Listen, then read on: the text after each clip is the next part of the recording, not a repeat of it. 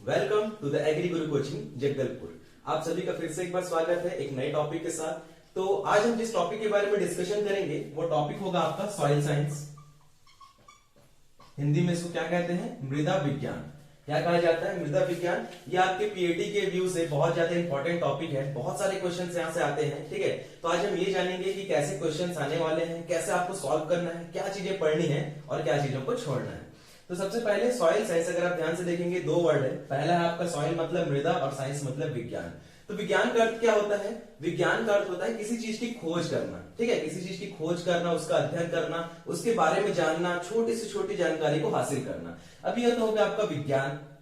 किसके बारे में आपको जानना है? सॉइल के बारे में, मिट्टी के बारे में। कैसे मिट्टी बनी, कब बनी, किस तरीके से बनी, क्या क्या प्रोसेस हुए, बनने के बाद इसका क्या उपयोग है, क्या इसके लाभ है, क्या इसकी हानियां हैं। मतलब मृदा विज्ञान में हम क्या पढ़ेंगे? मिट्टी से जुड़ी हुई सारी चीजों का अध्ययन करेंगे, ठीक है। अब एक क्वेश्चन जो आपके क्वेश्चन पेपर में पूछा जाता है वो ये है कि सॉइल साइंस किस भाषा से लिया गया है, ठीक है। बहुत इंपॉर्टेंट है, याद रखेंगे। जो सॉइल साइंस है आपका लेटिन भाषा से लिया गया है। किससे लिया गया है? लेटिन भाषा से, जिसका अर्थ होता है सोलम, ठीक है। जिसका अर्थ क्या होता है? सोलम। मतलब लेटिन भाषा के शब्द सोलम से लिया गया है सॉइल साइंस। अब सोलम का क्या अर्थ होता है? सोलम का अर्थ होता है फ्लोर, ठीक है। सोलम का क्या अर्थ होता है? फ्लोर। फ्लोर मतलब फर्श, ठीक है। मिट्टी के आप देखे होंगे पृथ्वी की ऊपरी सतह पर फैली हुई है, ठीक है। फर्श की जैसे फैली हुई है ना, यही आपको क्या कहलाता है? फ्लोर। तो आपको फिर से कैसे क्वेश्चन पेपर में आ गया? सबसे पहला चीज, भाषा कौन सी है? लेटिन। शब्द कौन सा है? सोलम। मतलब सोलम एक लेटिन शब्द है जिसका अर्थ होता है फ्लोर, और इसी को क्या बोला गया है? Soil science. क्लियर है यहां तक बात? ठीक है। अब एक बात आती है कि इसके फादर कौन है? Father of soil science. तो याद रखेंगे फादर ऑफ सॉइल साइंस है वी डाकुचेव। कौन है? वी डाकुचेव। क्लियर है? ये भी बहुत इंपॉर्टेंट है, पूछा गया है कि who is the father of soil science. मृदा विज्ञान के पिता कौन है? तो वी डाकुचेव। एक और चीज, भारत में मृदा विज्ञान का अनुसंधान संस्थान कहां है? Indian institute of soil science. क्या है? Indian institute of soil science. ये कहां है आपका? भोपाल। कहां है आपका? भोपाल, जो कि कहां है आपका स्टेट में? मध्य प्रदेश, ठीक है। तीन चीज समझ आ गई। पहला शब्द से लेके, दूसरा फादर को लेके, तीसरा अनुसंधान संस्थान को लेके, ठीक है, फादर। अब इसके बाद बात आती है कि जो सॉइल साइंस है उसको एक वर्ष 2015 में, ठीक है, सन 2015 में विश्व में अंतरराष्ट्रीय जो वर्ष था ना 2015, उसको अंतरराष्ट्रीय मृदा विज्ञान वर्ष कहा गया था। यह भी इंपॉर्टेंट है, आपका पूछा गया है कि 2015 क्या बोला गया इसको? International soil science year. क्या है? इंटरनेशनल सॉइल साइंस ईयर, अंतरराष्ट्रीय मृदा वर्ष। क्लियर है? अब देखिए यहां पे ये जो भी चीजें आपको लिखी गई है बहुत इंपॉर्टेंट है, ये आपको पूछा गया है किसी न किसी एग्जाम में। इनमें से कुछ है, किसी में फादर पूछा गया है, किसी में लैंग्वेज पूछा गया है, किसी में मीनिंग पूछा गया है, किसी में ईयर पूछा गया है, किसी में इंस्टीट्यूट पूछा गया है। तो ये सारी चीजें जो बेसिक चीजें थी आपको सॉइल साइंस से लेके, वो आपको बता दी गई है। अब बात आती है कि सॉइल साइंस की डेफिनेशन क्या है। परिभाषा बहुत जरूरी चीज है ना, जब तक आप परिभाषा नहीं जानेंगे तब तक आप चीजों को कैसे समझेंगे। तो मृदा क्या है? सबसे पहली बात, व्हाट इज सॉइल। अब आप बोलेंगे कि सर मिट्टी जो है भूमि में जो पाई जाती है वही तो मृदा है। हाँ बिल्कुल सही है, लेकिन ये एक साइंटिफिक वर्ड नहीं है, ये एक प्रोफेशनल डेफिनेशन नहीं है। तो प्रोफेशनल डेफिनेशन क्या है? इसके लिए आप कुछ वर्ड्स को समझेंगे। सबसे पहला प्राकृतिक पिंड, मतलब नेचुरल बॉडी, इसको क्या बोलते हैं? Natural body. दूसरा खनिज, मिनरल्स, चट्टान, रॉक्स, ठीक है। उसके बाद अवक्षेपण या टूटना, इसको क्या कहते हैं? Break down. क्लियर है? अब यहीं से आपकी एक डेफिनेशन बनेगी। क्या बनेगी? यहीं से आपकी डेफिनेशन बनेगी कि मृदा एक प्राकृतिक पिंड है। क्या है? मृदा एक प्राकृतिक पिंड है जिसका निर्माण खनिज पदार्थ एवं चट्टानों के टूटने से बना है। क्या है? मृदा एक प्राकृतिक पिंड है जिसका निर्माण खनिज पदार्थ एवं चट्टानों के टूटने से बना है। यह टूटे हुए कण, ठीक है, यह टूटे हुए कण पृथ्वी की ऊपरी सतह पर बिछ गए हैं, ठीक है। पृथ्वी की ऊपरी सतह पर बिछकर मृदा का निर्माण करते हैं।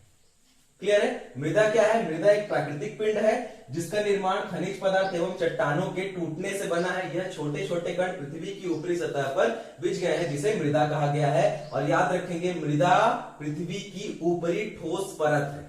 क्या है?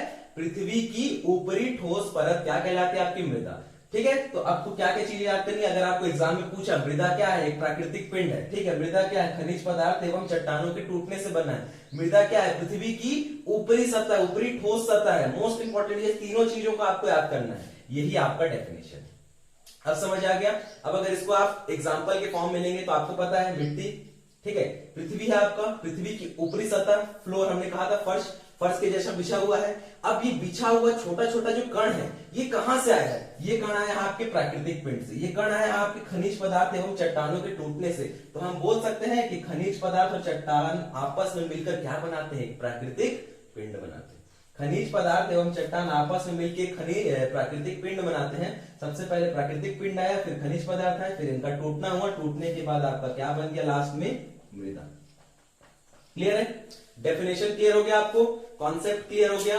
अब ये देखते हैं कि सॉइल साइंस को वापस से दो हिस्सों में तोड़ा गया है। ठीक है, क्या किया गया है? वापस से दो हिस्से में तोड़ा गया है। क्या क्या हिस्से हैं? एक को बोला गया पेडोलॉजी और एक को बोला गया इडेफोलॉजी। क्या बोला गया? एक को बोला गया पेडोलॉजी, एक को बोला गया इडेफोलॉजी। ये क्या है? मृदा विज्ञान के दो ब्रांच बोल सकते हैं, दो कॉन्सेप्ट बोल सकते हैं, दो हिस्से हैं।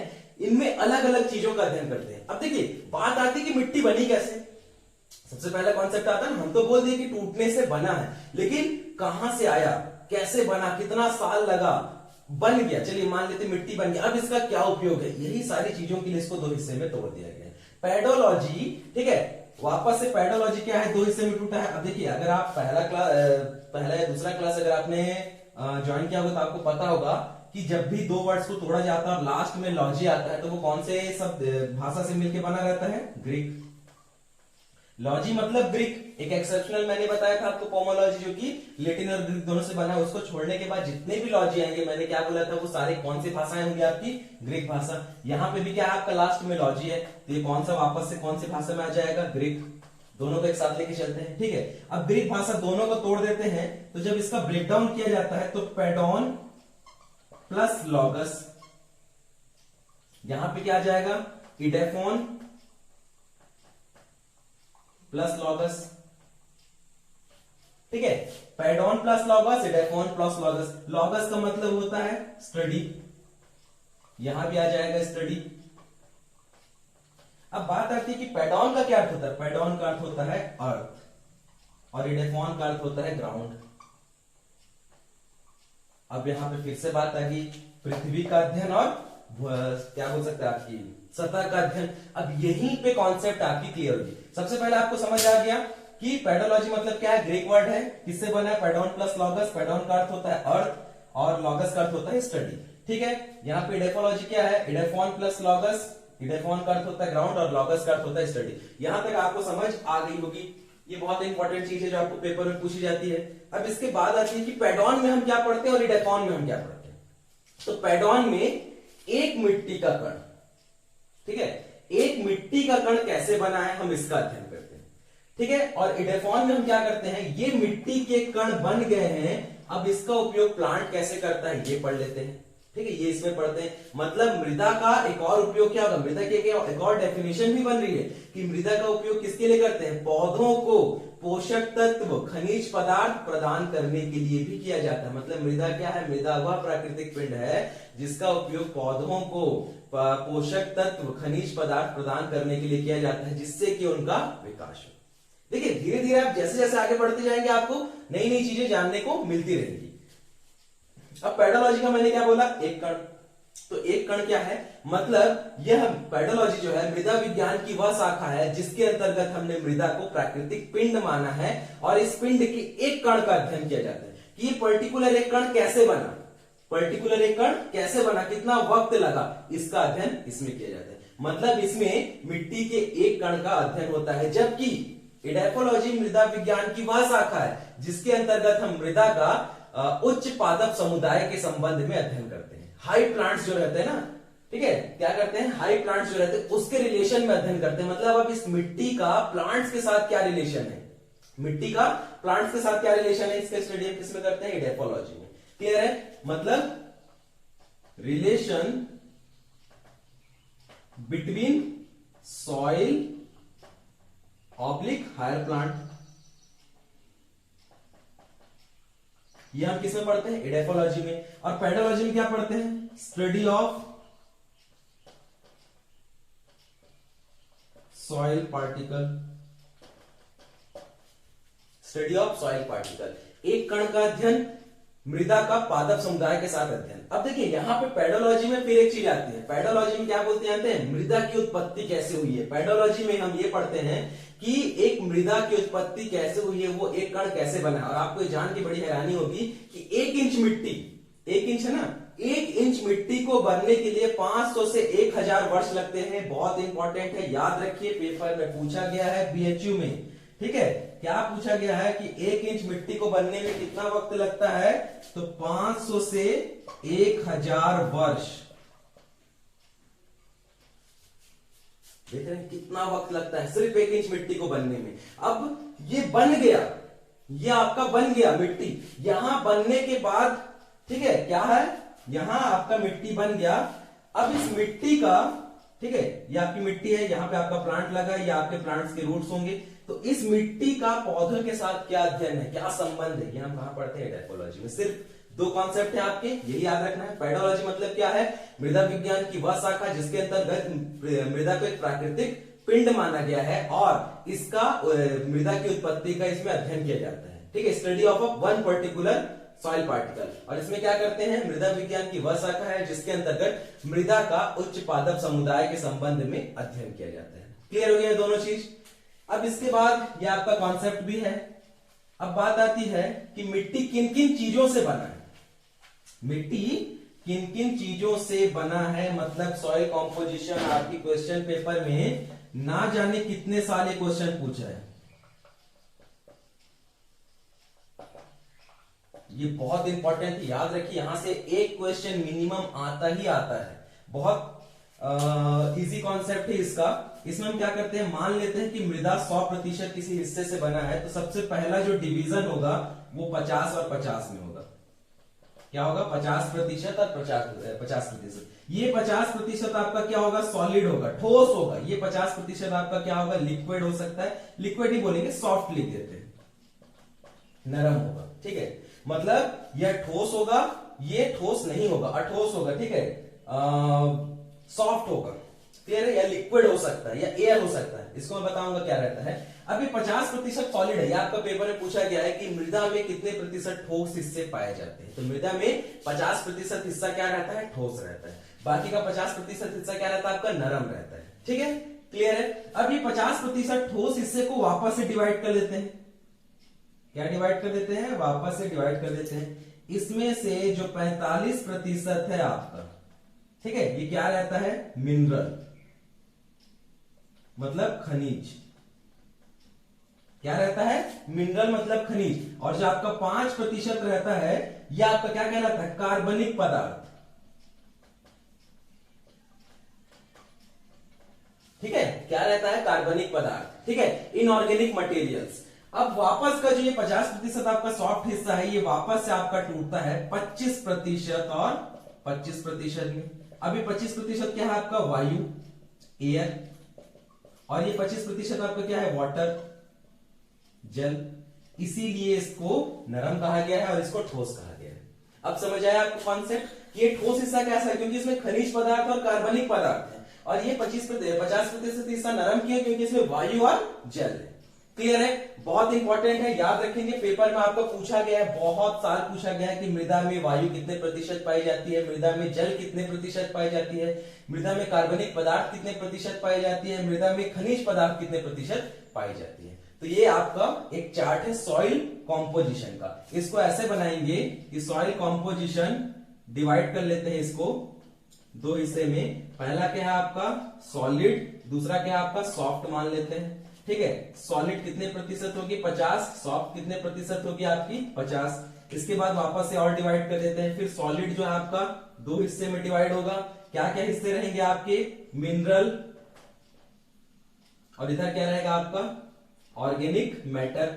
ठीक है, इसको मैं ऐसे कर दिया हूं, ऑर्गेनिक मैटर मतलब कार्बनिक पदार्थ। फिर आपका सॉफ्ट जो रहेगा फिर दो हिस्से में डिवाइड होगा, एक रहेगा आपका वाटर, एक रहेगा आपका एयर।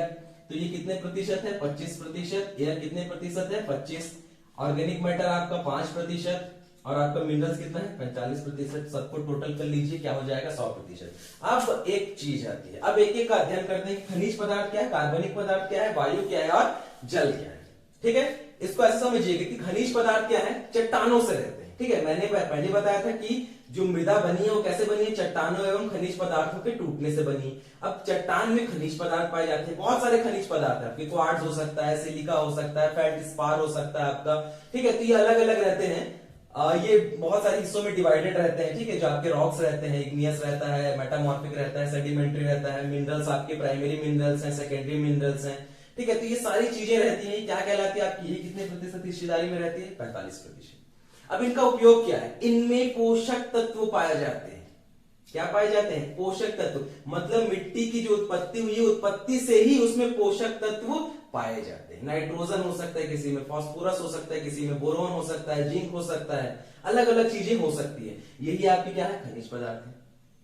कार्बनिक पदार्थ अपघटन के पश्चात, ठीक है, अपघटन के पश्चात, अब देखिए खनिज जो है आपका वो इनऑर्गेनिक मटेरियल है, अकार्बनिक पदार्थ, और ये जो 5% है तो पहले से ही ऑर्गेनिक मटेरियल है। ऑर्गेनिक मटेरियल मतलब क्या है, जो भी आपके मृदा में कार्बनिक पदार्थ पाए जाएंगे। ये कार्बनिक पदार्थ आपके कुछ भी हो सकते हैं। अपघटन के पश्चात मान लेते हैं कि आपके पत्तियां थी, पत्तियां जमीन पे गिरी, उनका अपघटन हुआ, उनमें विघटन हुआ, डिकम्पोजिशन की प्रोसेस हुई, और क्या बन गया आपका ऑर्गेनिक मैटर। ठीक है, या फिर जो लकड़ियां थी वो सूखी हुई थी या गीली हुई थी, मिट्टी में मिली, उनमें सड़न हुआ, सड़ने के पश्चात जो मटेरियल आपका बन गया वो क्या कहलाता है, ऑर्गेनिक मटेरियल। अब देखिए ये जो प्रतिशत है ये आइडियल है, 45, 5, 25, 25 ये आइडियल है, लेकिन ये कम और ज्यादा भी हो सकता है। अगर किसी मिट्टी में कार्बनिक पदार्थ बहुत ज्यादा है, बहुत ज्यादा, आप जैसे ये पढ़े ना कंपोस्ट, कंपोस्ट में आपका क्या रहता है, खनिज कम रहता है, ऑर्गेनिक मटेरियल ज्यादा रहता है। या फिर अगर वायु और जल की बात करें, जैसा आप कीचड़ देखे होंगे ना, कीचड़ में जल ज्यादा रहता है, वायु कम रहती है। रेगिस्तान में वायु ज्यादा रहता है, जल कम रहती है। तो इनके अनुपात क्या है, आपस में बदल सकते हैं। इनका जो रेशियो रहता है ना, ये रेशियो आपस में चेंज हो सकता है, ये चेंजेबल है, बट ये एक आइडियल है। अगर पेपर में आपको पूछा गया, कोई स्पेसिफिकली मिट्टी नहीं पूछी जा रही है, तो ये चार्ट आप याद रखेंगे। अब मान लीजिए आपका पेपर में पूछा कि दलदली मृदा में किस तत्व की अधिकता पाई जाती है, आपको दिया गया है जल, वायु दोनों समान, इनमें से कोई, तो आप याद रखेंगे कि दलदली मिट्टी में जल की मात्रा ज्यादा पाई जाती है। हो सकता है कि ये 25%, 40% तक चला जाए। अगर ये जल 40% हो रहा है तो वायु कितना होगा, 10%। हो सकता है रेगिस्तानी मिट्टी में वायु आपका 35% हो जाए, 40% हो जाए। अगर 35% वायु हुआ तो जल कितना हो जाएगा, 15%। तो ये अनुपात कम और ज्यादा हो सकते हैं। क्लियर है। उसके बाद आपको वायु और जल का क्या काम रहता है, वायु का सबसे बेस्ट काम क्या है, जो आपकी गैस है उनका आदान प्रदान करना। ठीक है, क्या है, गैसों का आदान प्रदान करना। अब देखिए मृदा में भी बहुत प्रकार के गैस पाए जाते हैं, नाइट्रोजन पाया जाता है, ऑक्सीजन पाया जाता है, कार्बन पाया जाता है। और एक बार याद रखेंगे, बहुत इंपॉर्टेंट है, अचानक से मुझे याद आ गया कि मृदा में वायु की तुलना में, मतलब एटमॉस्फेयर, वायुमंडल की तुलना में, वायु नहीं बोलेंगे, वायुमंडल बोल देते हैं, मृदा में वायुमंडल की तुलना में कार्बन ज्यादा पाया जाता है। ठीक है, समझ में आ गया कि मृदा में कार्बन का प्रतिशत ज्यादा होगा, वायुमंडल में कार्बन का प्रतिशत कम होगा। ये आपका पेपर पूछा गया है कि कार्बन की प्रतिशत मात्रा किस माध्यम में ज्यादा पाई जाती है, मृदा में पाई जाती है कि वायुमंडल में पाई जाती है कि समुद्र में पाई जाती है कि इनमें से तीनों। तो याद रखेंगे तीनों तो बिल्कुल पॉसिबल हो ही नहीं सकता है, किसमें ज्यादा पाया जाएगा, मृदा में। क्लियर है, ये लगभग 0.35% के आसपास रहता है, जबकि आपका वायुमंडल में कितना रहता है, 0.03 के आसपास रहता है। ठीक है, तो ज्यादा हो गया ना, थोड़ा सा 10% के आसपास ज्यादा पाया जाता है। तो अब ये देखिए जो आपका वाटर रहता है, सॉइल वाटर, वाटर का क्या काम है कि जो पोषक तत्व है, जो आप पोषक तत्व मिट्टी को दे रहे हो, जो जैसे यूरिया दे रहे हैं या कुछ खाद दे रहे हैं, कंपोस्ट दे रहे हैं, तो उन पोषक तत्वों को क्या करेगा, पानी में ये पोषक तत्व क्या होंगे, पानी में घुलेंगे, और इस घुले हुए पानी को कौन एब्जॉर्ब करेगा, आपका रूट, प्लांट का रूट एब्जॉर्ब करेगा। तो पानी का क्या काम है कि पौधों को पोषक तत्व एवं खनिज पदार्थ की मात्रा प्रोवाइड कराना, ठीक है, उपलब्ध कराना। ये किसका काम है, आपका जल का काम है, ठीक है। तो ये कॉम्पोजिशन आपको समझ आ गया होगा, आपका कॉन्सेप्ट क्लियर हो गया क्या है। पहले ब्रांचेस 2 थे, ठीक है, उसके बाद अलग अलग ब्रांचेस के अलग अलग काम थे, तो ये सारी चीजें थी। अब बात आता है कि मिट्टी बना कैसे। तो इसके लिए आपको थोड़ा सा एक स्टोरी जानना पड़ेगा, ठीक है। क्या जानना पड़ेगा, एक स्टोरी, कहानी। कहानी ये है कि ये आपकी पृथ्वी, आपको पता, आपने कक्षा 8वीं में, शायद क्लास 8 में पृथ्वी की एक स्ट्रक्चर पढ़ी होगी कि पृथ्वी 3 चीजों से मिलकर बना रहता है, ठीक है। शायद इस डायग्राम को देख के आपको याद आ भी गया होगा। क्या रहते हैं 3 चीज, सबसे पहला ऊपरी पार्ट क्या रहता है आपका, क्रस्ट, उसके बाद बीच वाला हिस्सा क्या रहता है आपका, मेंटल, और लास्ट वाला हिस्सा क्या रहता है आपका, कोर। ये तीनों चीज आपको पता है, याद आ गई ना कक्षा 8वीं भूगोल का। कोर को करोड़ बोला जाता है हिंदी में, मेंटल को पवार बोला जाता है हिंदी में, और क्रस्ट को भूपर पट्टी। भूपर पट्टी, प्रवार, कोर, ये प्रवार और करोड़, ये आपको पता है ना, क्रस्ट, मेंटल, कोर। यहीं से मिट्टी बनी है, यहीं से मिट्टी बनी है। कैसे बनी है मिट्टी, आपको कहां पाया जाता है, क्रस्ट में, ऊपरी सतह में पाया जाता है। लेकिन इसके बनने का प्रोसेस कैसा रहता है, आपको पता होगा। कोर जो है आपका, क्रोड, पृथ्वी का क्रोड बहुत गर्म है, बहुत ज्यादा गर्म है। ये क्रोड के भी 2 हिस्से पाए जाते हैं, एक रहता है आपका इनर कोर, और एक रहता है आपका आउटर कोर। इनर कोर जो है ठोस पदार्थ के रूप में पाया जाता है, जबकि आउटर कोर आपका क्या है, लिक्विड फॉर्म में पाया जाता है। लिक्विड फॉर्म में पाया जाता है मतलब क्या रहता है, यहां जो आपके कुछ तत्व हैं, जैसे कि निकिल आयरन, ये कहा जाता है कि कोर में सबसे ज्यादा आपका क्या पाया जाता है, निकिल और आयरन। अब या तो आप इसको NiFe लिख लो या फिर FeNi, दोनों एक ही चीजें हैं। निकिल और कोर पाया जाता है, निकिल और आयरन पाया जाता है कहां पे, आपके कोर में। ये निकिल और आयरन क्या होते हैं, गलने लगते हैं, उच्च ताप पे ये गलने लगते हैं, ठीक है। और क्या बनाते हैं, लावा। क्या बनाते हैं, लावा बनाते हैं। यही लावा जो रहता है यहां पे बन गया है। अब देखिए लावा बन रहा है मतलब प्रेशर क्रिएट होगा। जैसे कि बेस्ट एग्जांपल कुकर में आप देखें किसी चीज को गर्म करते हैं तो क्या रहता है, उसका जो गर्म हवा रहता है वो कहीं से निकलने के लिए रास्ता खोजता है। क्या करता है, कहीं से निकलने के लिए रास्ता। आप दाल बनाते हुए देखें कि क्या रहता है, सीटी निकलती है और वहां से एकदम लावा जैसे आपका ज्वालामुखी फटा है वैसे दिखते हैं ना, बहुत सारा झाग निकलने लगता है। यही चीज यहां होता है, यही चीज यहां होता है। यह आपका क्या है, कुकर है। यहां पे आप गर्म कर रहे हैं, किसको गर्म कर रहे हैं, निकिल और आयरन को गर्म कर रहे हैं। निकिल और आयरन को गर्म करने से क्या रहता है, यहां से वाष्प निकलता है, ठीक है, गर्म वाष्प निकलता है, जो क्या करता है, पृथ्वी में जो भी छोटे छोटे हिस्से हैं वहां पे रास्ता बनाने का काम करता है। अब देखिए आपको पता होगा कि पृथ्वी में क्या पाए जाते हैं, टेक्टोनिक प्लेट्स, पता है ना, टेक्टोनिक प्लेट्स पाए जाते हैं। पृथ्वी में प्लेट पाए जाते हैं जो कि आपस में टकराते हैं। अगर टकराए तो आपका भूकंप आता है, अगर दूर गए तो ज्वालामुखी फटता है, और अगर एक दूसरे से क्या बोल सकते हैं कि एक दूसरे को ऐसे स्लाइड करके गए, एक दूसरे को छू के गए, तो हल्की सी कंपन होने लगती है, ठीक है। इसको ऐसा समझिएगा, ठीक है। कॉन्सेप्ट आपको यहीं से क्लियर होगा। आप जितना ज्यादा डीप स्टडी करेंगे, जितना ज्यादा आप छोटी छोटी चीजों को जानेंगे, आपको पढ़ने में उतना ही मजा आएगा। ये प्लेट्स रहती हैं, ऐसे कुछ प्लेट्स रहती हैं पृथ्वी में, टेक्टोनिक प्लेट्स इनको कहा जाता है। अगर ये दोनों प्लेट्स आपस में टकरा रही हैं तो बहुत तेज क्या होता है, आपका भूकंप आता है, हिलने लगती है जमीन, ठीक है। यही रीजन है आपकी भूकंप आने का। मान लीजिए कि ये प्लेट आपस में सिर्फ एक दूसरे को छू के गई है तो हल्का सा कंपन होने लगता है, थोड़ा सा वाइब्रेशन होगा, ऐसा लगेगा हाँ कुछ थोड़ा सा वाइब्रेट हो रहा है। अनलेस अगर ये दोनों प्लेट एक दूसरे से दूर जा रही है तो क्या हो रहा है, यहां पे खाली जगह बन रही है, और यही खाली जगह तो चाहिए कुकर को, यही खाली जगह तो चाहिए कुकर को ताकि वो सीटी मार सके। अब इन्हीं खाली जगहों में से क्या होता है, यहां मान लेते हैं कि ऐसे प्लेट्स हैं, यही खाली जगहों में से क्या रहता है, आपका जो लावा है वो निकल के आता है, जो लावा है वो आपका निकल के आता है, और ऊपर क्या होता है, ये आपका आपने देखा होगा, डायग्राम को थोड़ा और अच्छा बना लेते हैं, ठीक है। ज्वालामुखी कैसे फटता है ये आपने देखा होगा ना, ऐसे रहती है ज्वालामुखी पहाड़ जैसे, यहां से लावा निकलती है और यही लावा क्या है, बह के चारों तरफ जाती है, और आपको पता होगा कि यही लावा क्या बनाती है, आपकी चट्टान। यही लावा क्या बनाती है, आपकी चट्टान। ये लावा आपकी ठंडी हो गई, ये आपका लावा बन गया, ये चट्टान बन गया, ठोस सतह बन गया। अब यही चट्टान क्या होता है, टूटता है, यही चट्टान टूटता है। और ये जो बड़े बड़े कण है, पहले बहुत बड़ा कण होगा, बहुत बड़ा पहाड़ होगा, फिर टूटेगा, फिर छोटा पत्थर आएगा, फिर उसके बाद और छोटे छोटे छोटे होते होते होते लास्ट में एक मृदा का कण बनता है। और इस प्रोसेस को होने में कितना टाइम लगता है, 500 से 1000 वर्ष 1 इंच मिट्टी को बनने के लिए ना। तब आपको समझ आएगा कि मिट्टी कैसे बनता है। यह आपका क्रोड है, क्रोड में आपका निकेल और आयरन और भी बहुत सारे तत्व होंगे, सिलिकॉन भी रहता है, ऑक्सीजन, ये सारे क्या रहते हैं, गलते हैं, गलाया जाता है इनको। ये क्या करते हैं, फिर टेक्टोनिक प्लेट्स में जगह खोजते हैं, टेक्टोनिक प्लेट्स में जैसे जगह खोजे, फिर ये क्या करते हैं, लावा निकलता है, आपका ज्वालामुखी फटता है, ज्वालामुखी के फटने से क्या होता है, लावा बह के एक सतह बनाती है। जैसे ये लावा ठंडी होती है, यही लावा आपकी क्या बन जाती है, चट्टान। और यही चट्टान में पेरेंट मटेरियल रहते हैं, पैतृक पदार्थ। कौन कौन से पैतृक पदार्थ, जैसे निकेल और आयरन मैंने बताया ना, यही निकेल और आयरन तो ठंडे होंगे। अब यही चट्टानों में क्या पाया जाएगा, निकेल और आयरन। और यही जब मिट्टी बनेगी तो उस मिट्टी में क्या पाया जाएगा, निकेल और आयरन। और भी पोषक तत्व है आपके, ठीक है, बोरॉन भी हो सकता है, किसी चट्टान में बोरॉन पाया जाता हो, किसी चट्टान में सिलिका पाया जाता हो, अलग अलग है, पर बनते ऐसे ही है। अब फेज 2 में चलते हैं। ये तो आपकी लावा ठंडी हो गई, ठीक है।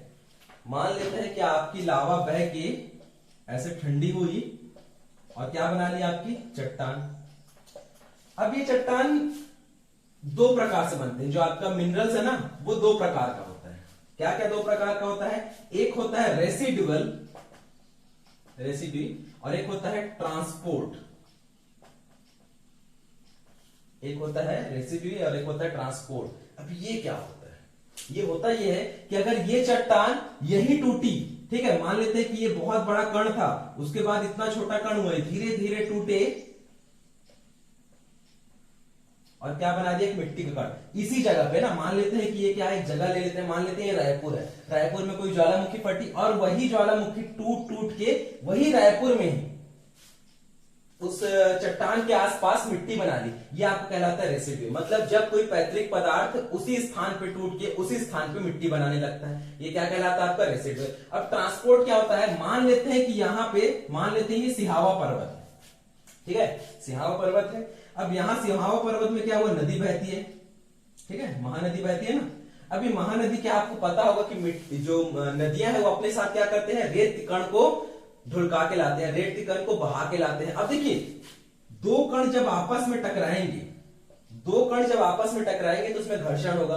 अगर घर्षण हो रहा है तो बड़े कण क्या होंगे, धीरे धीरे छोटे होने लगेंगे। बड़े कण क्या होंगे, धीरे धीरे छोटे होने लगेंगे। मतलब यहां भी तो मिट्टी बन रही है ना, लेकिन अब देखिए, अब क्या था, आपकी सिहावा पर्वत से मिट्टी टूटनी स्टार्ट हुई और मान लेते हैं कि कहीं आके आपका सरगुजा में या फिर किसी और जगह पे, ठीक है, राजनांद गांव पे आके ये मिट्टी बनी, तो ये क्या कहलाती है, आपकी ट्रांसपोर्टेड। मतलब मृदा का एक जगह से दूसरे जगह पे बनना। क्लियर है। तो अब आपको सॉइल के फॉर्मेशन से लेके पूरा कॉन्सेप्ट क्लियर हो गया। अब देखिए फॉर्मेशन भी कैसे होता है, फॉर्मेशन कैसे होता है, फॉर्मेशन होता ये है कि मिट्टी के टूटने की प्रक्रिया क्या रहती है, ये भी तो आपको जानने की जरूरत है।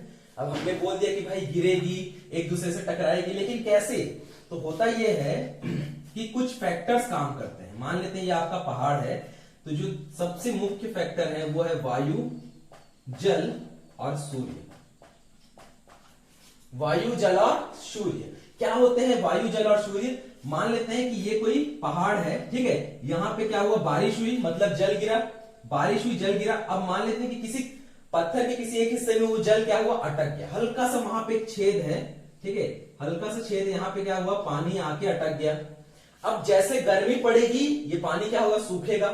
जैसे ठंडी पड़ेगी ये पत्थर क्या होंगे, श्रिंक होंगे, आपस में सिकुड़ेंगे। जैसे वापस से गर्मी होगी वैसे ही क्या होंगे, ये फैलेंगे, ठीक है। स्टोमेटा, आपको पता होगा कि पत्तियों में स्टोमेटा होता है, रंध्र रहते हैं जो कि खुलते और बंद होते हैं। जैसे ही खुलते हैं वायु का आदान प्रदान होता है, जैसे ही बंद होते हैं नमी का संरक्षण होता है। सेम यही चीज यहाँ पे होती है, ठीक है। यहाँ पे होता यह है कि 500,000 साल तो लग रहे हैं मिट्टी को बनने में। अभी मिट्टी को बनने के लिए क्या होता है, पानी गिरती है। आपको पता होगा ना कि पानी भी पत्थर को छेद कर सकती है, वर्षा की बूंदे पत्थर में छेद करती हैं। धीरे धीरे क्या करते हैं, चट्टान में क्या करते हैं, स्पेस बनाने लगते हैं, छोटा सा धार बोल सकते हैं, एक छोटी सी लाइन बना दी। मान लीजिए क्रैक बना दिया, ये क्रैक में क्या होगा, पानी भरेगा, पानी भरेगा ना। अब ठंडी जहां पे आएगी ये क्या होंगे, सिकुड़ेंगे, होता है ना चीज, सिकुड़े, फिर वापस से क्या हुआ, गर्मी हुआ तो ये फैलेंगे। अब देखिए बार बार अगर सिकुड़ने और फैलने की प्रक्रिया होगी तो वो दरार और बड़ी होती जाती है, और इतनी बड़ी हो जाती है कि वो चट्टान टूट जाता है। चट्टान टूट गया, बड़ा पत्थर जो क्या हुआ, ये जो बड़ा पत्थर है आपका ये टूट गया, अब ये दो छोटे टुकड़े में बढ़ गया। अब ये टुकड़े वापस से गिरेंगे किसी के ऊपर, या मान लीजिए इन टुकड़ों पे वापस से पानी की बूंदें गिरेगी, वापस से प्रक्रिया होगी और धीरे धीरे जो बड़े चट्टान है वो एक कण में परिवर्तित हो जाएंगे। यही आपका मिट्टी है। तो आज की इंट्रोडक्टरी क्लास में इतना ही रहेगी। आपको क्या क्या आज पढ़ाया गया है, पहला चीज आपको कॉन्सेप्ट बताया गया है, सॉइल क्या है, सॉइल के फादर्स क्या है, जनरल इंफॉर्मेशन सॉइल से रिलेटेड। उसके बाद सॉइल के ब्रांचेस पढ़ाए गए हैं आपको, उसके बाद सॉइल की कॉम्पोजिशंस पढ़ाए गए हैं। नेक्स्ट क्लास में हम पढ़ेंगे सॉइल से रिलेटेड जो उसकी फिजिकल प्रॉपर्टीज हैं, ठीक है, सॉइल कॉन्स्टिट्यूशंस की क्या क्या उसके टेक्सचर है, स्ट्रक्चर है, कलर है, इन सारी चीजों की स्टडी हम नेक्स्ट क्लास में करेंगे। तो अगर आज की क्लास में आपको कोई भी डाउट हो, आई होप नहीं होनी चाहिए, बट अनलेस अगर कोई भी डाउट होता है तो आप बिल्कुल कमेंट सेक्शन में जाइए, अपने ग्रुप में जाइए, वहां पे आप सवाल रखिए, आपके जवाब मिल जाएंगे। Thank you so much.